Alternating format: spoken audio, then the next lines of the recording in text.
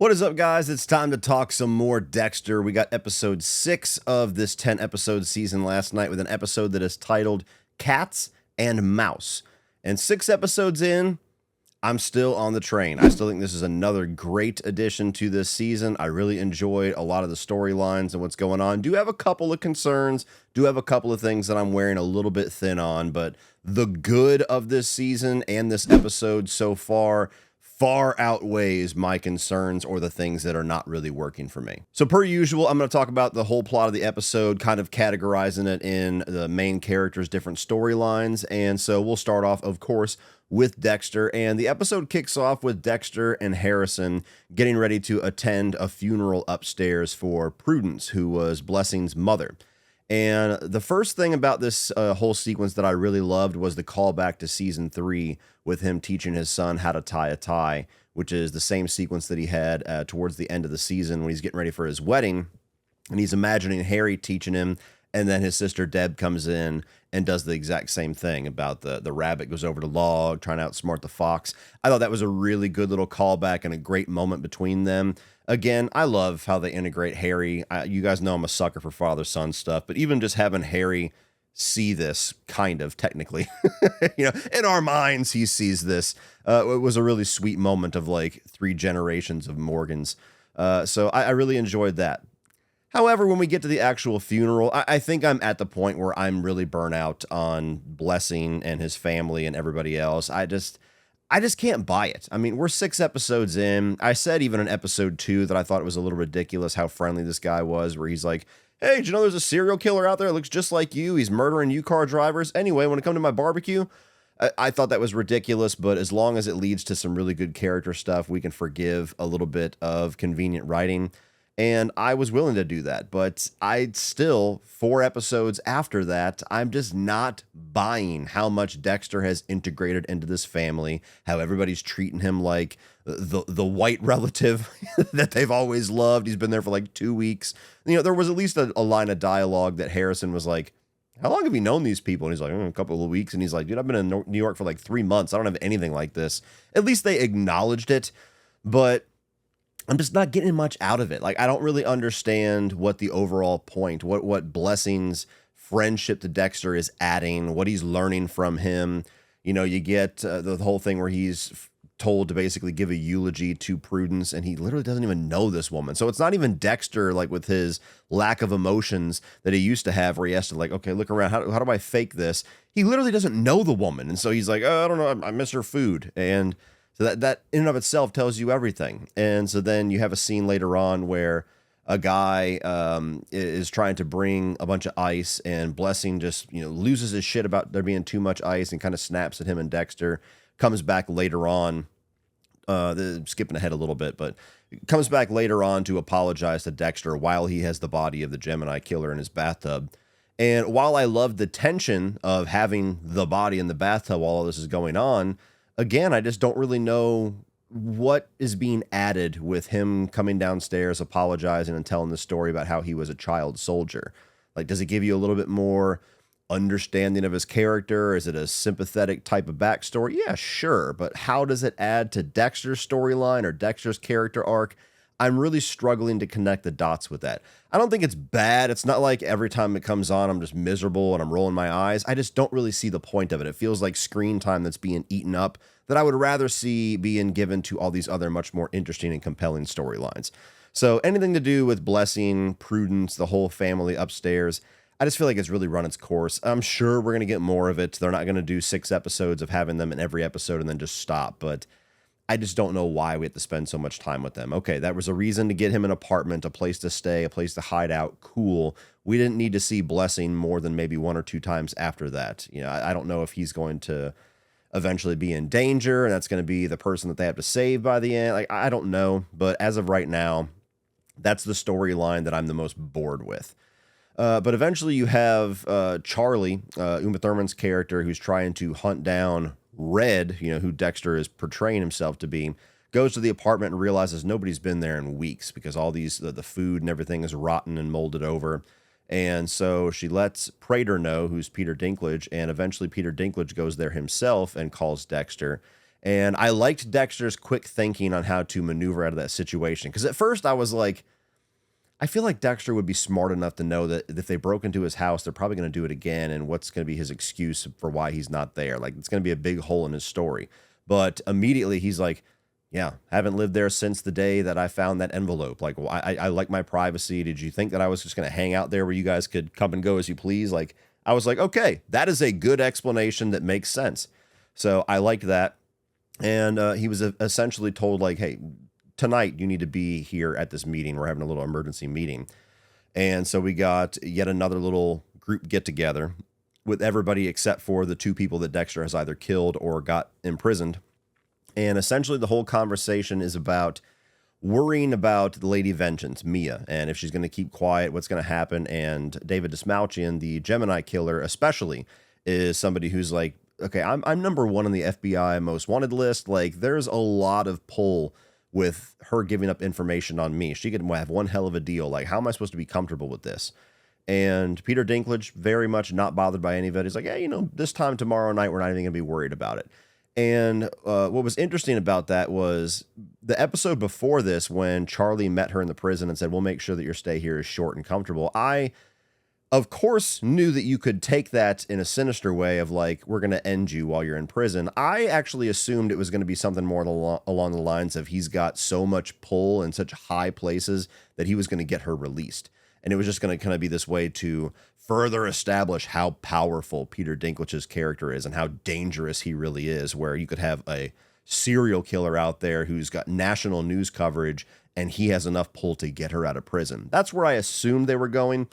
Of course, I assumed wrong, which is good. Sometimes I like to be surprised. But they had this little meeting, and after the meeting, Dexter starts to get very curious about this Gemini Killer, who we as an audience have not heard talk very much until this episode. So he kind of stalks him, follows him to this little library, and sees him looking at books, and he ends up putting this little ticket into this book about serial killers. And so Dexter goes up, opens the book, and sees that he left it as a bookmark for the Gemini Killer, and it's a ticket with a time on the back of it that said 8 p.m. And as he's looking at it, you see somebody like peeking around the corner who sees him getting the book, and it's David Dismalchian. And so in that moment, I kind of was like, I don't feel like Dexter's being very careful here. Maybe he wants to get caught or something like that. But yeah, so he takes the ticket and goes about his way because he hears something crash. Somebody makes a noise. And later on, when he ends up going back to his apartment after the whole ice debacle, the Gemini Killer is already there in the shadows.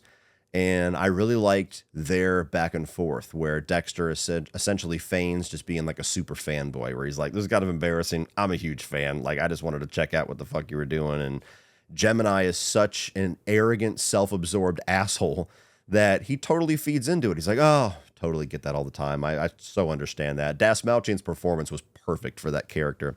And I had so much fun with this sequence. I don't think this is near the best episode of the season, but it had my favorite moment of the season so far, where they're having this little back and forth where Dexter's asking him all these fanboy questions about why do you kill in twos and why do you do this? And you get Dismalchian's kind of cryptic way of explaining all of this. And then eventually he asks him, like, if you want a gin and tonic. And so he takes his M99 and he squirts it into the drink. Now, I'm not a doctor. I don't know if M99 reacts that quickly if you ingest it orally versus it being injected into your bloodstream, because he literally takes one sip and then he's just out. Nonetheless, if you can comment down below if you have that expertise. That was a moment where I was like, okay, movie, TV bullshit, but that's fine. I can get past that.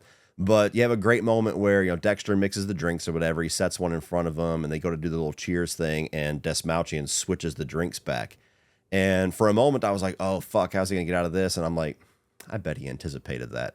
So they both take a little sip, and Gemini Killer immediately goes down. And Dexter does this very quick and sloppy kill room, that was a moment that was odd for me. I have to be honest. I know that he's getting a little bit more risky this season, but the fact that he just laid out one piece of plastic, didn't secure any of the windows or anything, didn't put the plastic anywhere for something to spray on the walls or on the furniture, and just very quickly just knocked out his routine where he does the blood slide. It was a little odd for me in that moment. Not a big negative, but something I definitely raised my eyebrow at. And while we're certainly going to get an opportunity for this later on, so it doesn't matter, in the moment, I was a little disappointed that we didn't get to hear Dismouchian talk, because I love the whole premise of all these big badass serial killers actually being in the presence of the Bay Harbor Butcher and not knowing it, and seeing their reaction and hearing their reaction as they realize that. So I wanted to, like, whenever he does the blood slide, for Dismouchian to be like, holy fuck, it's you. For all the shit that he talked about being number one. There's even a point where he's like, you know, you're number one for now. And he's like, oh, come on, Red. You're number two potential at best. But Dexter doesn't want to hear what he has to say, sticks the knife in him, just ends it really quickly. And what I love in this moment, or maybe it was actually after, it was actually when he took the drink, so I'm skipping ahead a little bit. My favorite moment of the season so far, where it's 1 a.m, I'm watching this, and I still was like, fuck yeah! He gives him the drink after talking all that shit, and he drinks it, it goes down, hits the floor, and Dexter does this little spin, and he's like, who's number one now? And I'm like, fuck yeah. That was such an awesome moment. I love the whole angle that we're having Dexter in this season, where he's really embracing his legacy for the first time, where he's like, I'm the most prolific serial killer of all. Fuck all you little bitches. I love that, because we've never gotten that from him before. Even the petty shit where somebody's like, I'm number one. He's like, you don't know, bitch. Or, you know, him getting petty about the name The Dark Passenger. I really like that new angle to Dexter. So nonetheless, Gemini Killer's down for the count. And then we get Blessing, who comes in, and I love the whole thing where it shows the shower curtain ring. And I didn't assume that he was going to get caught there, but I'm like, ooh, that was a genuinely nail-biting scene where he's in the bathroom, and I'm like, oh God, what's going to happen? And so then later on, after he disposes of that body, he gets another phone call from Prater saying, hey, we need you to meet at this place. Or actually, it was Charlie. You need to meet at this place. We're going on a trip. And so Dexter shows up, and it's just him and the guy from Modern Family who is left now. And they're getting on this helicopter. Don't know where they're going, but it's going to be him, Modern Family guy, Prater, and Charlie. And he's walking up there, and he's thinking to himself about, like, second I show up, all of a sudden now 3 of their people are gone. Like, do I need to keep going, or have I already risked too much? And they're sitting on the helicopter, and this twist actually got me. It actually was a really nice surprise, where I smiled and kind of laughed and was like, that's fucking cool. Where they're sitting on the helicopter, they're trying to get a hold of the Gemini Killer. Like, I don't know, he's not answering. And then all of a sudden a car pulls up. Who the fuck is that? And I was wondering who it might be for a second. And then, like, right before he stood out, it hit me with, he kills in 2s. And he asks him at one point, who did you leave the ticket to? And he says, myself, which never made sense, but I just kind of let it go. Figured he'd explain it later. And David Dismouchian walks out of the car, and it's like, oh shit, he's a fucking identical twin. They killed in pairs. He killed the twin, but the guy that he has met is still alive. And all these questions that raises of, like, does he know that his brother's gone? Did they already talk about the suspicion with Red taking the ticket? Does he already have him on his sights? So many things. Is this killer, this version of the Gemini Killer, going to be way smarter than the other one who was just talking a bunch of shit?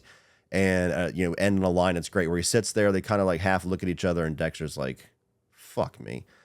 I thought that was awesome. Again, that dark humor that's brought back, I think is doing so well. So I absolutely loved all of that stuff. Everything with Dexter, the Gemini Killer, the Secret Society of Killers, they're knocking that out of the park. Now, as far as Harrison, he's kind of still doing the same stuff. Like, his relationship with his father is deepening, which I enjoyed that. As I said, the tie-tying scene I really liked. Him going to the funeral, being a little bit more family towards each other was great. We had to wait like 9 fucking episodes for that to happen in New Blood, and then the season was over after that. So I'm glad we're getting more of that this season, and I like that. But you basically just have him now considering college, New York University, I think, and yet again watching the child of this coworker that he very clearly likes, and I think she likes him too, but she's just more hesitant, different place in life. Where he's watching this kid, the kid's continuing to have these bad asthma attacks because of this black mold in his bedroom. And then you get the landlord who knocks on the door, who is Steve Shrippa from The Sopranos, Bobby from The Sopranos.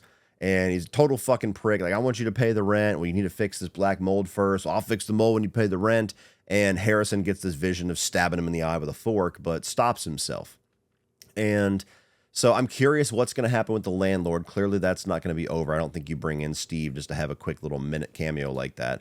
But I do think that the conversation that happens afterwards, where Dexter is being that mentor and that father, was a really good scene where he's basically telling Harrison, like, all these things that you're insecure about and you're down on yourself about, you should be proud of. Like the fact that you had that impulse and you chose not to do it. Like you were able to say no for the good of somebody else. Like that's what separates us. And he compares him to his Aunt Deb, who he didn't really get to know too much. And it was a pretty solid comparison that I never heard of, never thought of before, where they have that same impulse, a little bit of that darkness there, and certainly bad decision making, but always kind of have that drive to do something good. So I liked that. I would like at some point to maybe get Jennifer Carpenter. I know she's not signed on for this season, at least I don't think she is, to get Jennifer Carpenter to yet again be the voice. Maybe Harry take a back seat for a moment and have Deb come back, just not be the scathing bitch that she was in New Blood, which, narratively made sense, but it just got grating. So I would like to actually see that again, have her be that aunt that's like, he's just like me, like you need to do this. So I enjoyed that a lot. I am feeling like the storyline with him and this coworker is going a little bit slow. Like we know where it's going to lead eventually, but it just feels like, I don't know. I would maybe with him threatening the landlord or at least getting in the landlord's ass, maybe that's going to facilitate things a little bit more. Just impatiently, I'm like, come on, give Harrison a chance, goddammit. But yeah, I dug what they did with Harrison this episode. Now we have Batista. Now, Batista's integration in this episode is where we bring in our two detectives. And I'm glad that the detectives have been turned down quite a bit. They're a lot more tolerable, namely the female one, after the first couple episodes. Everything with the headphones and the needle drops and everything was just way too much. But now they're just kind of popping in here and there to still have their suspicions. But Batista comes in and essentially gives them all the information they need for them to be like, okay, we were right all along. Where he says, hey, I'm from Miami Metro. Remember, I told you guys that I came here because I saw these bodies that had a similar kill pattern as the Bay Harbor Butcher. Well, here's all the details that I have. Here's my suspicions and my theories, and tracks everything back to Dexter Morgan and then to Harrison Morgan, which you see the detective's eyes light up like, ooh, I know Harrison Morgan. Fuck yeah. I told you I was right, bitch. So that I actually liked that moment. To me, that was a natural way to get her back into the suspicions, get past all of the very sensible alibis that Harrison gave. And they're essentially setting it up where it's like, hey, when you guys go to talk to Mia, the Lady Vengeance killer, bring me along. Just let me show one picture to her and we'll know. If she knows Dexter, then I at least know that I'm on the right track. And I was really waiting for how nail-biting that scene was going to be, to see what her reaction was, what she says, to see if Batista gets enough. And eventually when they get to the prison, this little alarm goes off while they're waiting, and they decide to go in. And then it shows that she has been hung in her cell. And the guy who's the guard who found her is the one that Charlie bribed with a whole bunch of money. And just like with her being turned in so quickly in episode 5, I'm not sure how I feel about that. Like, on one end, I think that her character served a good purpose, and I think that it's going to lead to some interesting things, and it's interesting to yet again kind of cut Batista's case off right at the knees. I felt like there was so much more potential for things to do with Kristen Ritter's character that I'm a little upset that she was used so sparingly. The fact that her and Dexter's relationship didn't really get to much of a flirt past the flirtation stage. I think there was some interesting chemistry there that would have been cool to see play out. And then not getting the scene where she's being grilled about Dexter. I think it would have been interesting to see her get drilled by these three, namely Batista. He puts the picture in front of her. Do you know this man? Or this is a guy that used to work with me at Miami Metro. Do you know him? And have her not give him what he needs, not say what he needs, but now she knows he's not who he says that he is. And having that lingering thing of like, whenever she talks to Charlie again, that suspicion is now going to be transferred to her. Like, I think that would have been a more compelling place to go. Maybe I'll be wrong. Obviously, I don't know where they're going to go in the next 4 episodes, but that was the moment to me where I was like, I kind of feel like there was a better way to go about this, but I don't know. on one hand, I know they're going to draw out this Batista thing for a couple of seasons, but I do feel like he's getting shortchanged to the point where it's a little frustrating that he just kind of pops in and his story, his investigation just gets advanced like a minutia. And then some episodes, it's like a minutia forward and then a full step backwards like this one. So I'm a little on the fence with that. I got to be honest. I had to see how things play out. But as is, I wish we would have got more Kristen Ritter. She was my favorite of these serial killers and got taken out pretty quickly. So that's pretty much the whole episode and my thoughts on everything. But there's one more element I did want to talk about, which is kind of theorizing on this whole New York Ripper thing. Now, this was episode 4 when they showed the whole like serial killer mausoleum, museum and everything like that. And I'm pretty sure I had said in that video that like it felt very deliberate that they showed the New York Ripper thing. We've had the detective character is very clearly has this like this lingering thing where she wants to solve the New York Ripper case. He's the one that got away. So at some point this season, we're going to have one of the characters revealed to actually be the New York Ripper. And I've theorized quite a bit on it myself. I haven't watched any videos, but I've seen a lot of thumbnails on YouTube. I've had some discussions with my buddy Charles, and everybody seems to be going in different directions with it. There's some people that think that Peter Dinklage could be the New York Ripper, and I think that's a solid theory. I don't know if that's necessarily the way they're going to go, but it would make sense that he was this big prolific serial killer and then hung up the hook, and now he just commissions these other serial killers to like kind of live through them and satisfy his urge with their trophies. I think that would be an interesting way to go. I wouldn't hate that. I've seen some people say that it's actually going to end up being Uma Thurman, and he's going to be shocked that this, his right-hand man was this prolific serial killer this whole time, and he was always treating her like he had her under his thumb when she was this close to fucking him up the whole time. I don't know about that, but we'll see. Again, wouldn't hate that with certain execution. The one that I hate, the theory that I do not like, and maybe there's a way they could pull it off and surprise me. At this point, I'm willing to give them the benefit of the doubt with how good the season is, but on paper, I hate this idea, and that's that Blessing is the New York Ripper. That because they show him so much, it's going to end up revealing that he was this massive killer, and now he's posing as this super family guy, or he's trying to turn a new leaf like Dexter, and maybe it's going to end up being that's the whole point of this is he's going to end up at a spot where it's like, do I put Blessing on my table, or do I respect the fact that he did what I couldn't, which is hang everything up and be a nice family man, a productive member of society? Do I let him live after that? That could be interesting with the right execution, but it's going to take a lot with how thick they've laid on, how jovial and nice and giving this guy is. I feel like that's going to be maybe too harsh of a left turn. One that I have not personally seen or heard anybody bring up that only popped up into my head because I was kind of watching some Dexter ranking videos and trying to keep some of my thoughts on the previous seasons fresh, because I will do an updated ranking after the season ends. And I got to a video on season 6, and the idea popped in my head, what if, and I think this is a long shot, I don't think that this is the most likely thing. Most likely, I do think it's going to be Peter Dinklage. But what if the New York Ripper at the end of this season is revealed to be Jonah Mitchell, the Trinity Killer's son? Because you think back to season 6, and you had that episode in Nebraska where him and the ghost of his brother go off to investigate these new Trinity killings, knowing that Trinity Killer is dead. And it's basically revealed that Jonah did them, for somewhat moral reasons. So there's a reason that Dexter didn't put him on the table, and he also felt bad for him, but he ended up killing his mother because she was abusive and everything, if I remember it correctly, and then the sister ended up taking her own life. Like, there's something lingering there that I've always wondered if we're ever going to get back to. And when you see the scene, which is when I saw it visually on this little recap video, I was like, wait a minute.